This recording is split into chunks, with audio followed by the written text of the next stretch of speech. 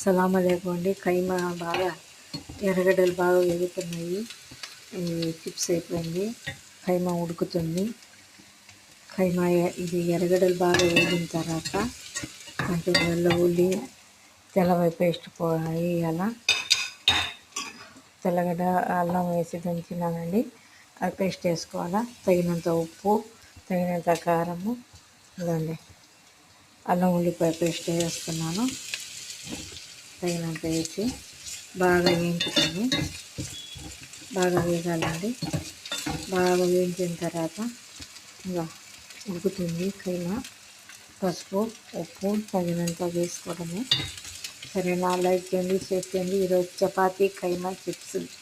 అందరం రండి, నెల్లూరోళ్ళు, పొద్దుటూరోళ్ళు, కడపోళ్ళు అందరం తిందామండి. సరేనా? హాయ్ భాస్కర్ అన్న.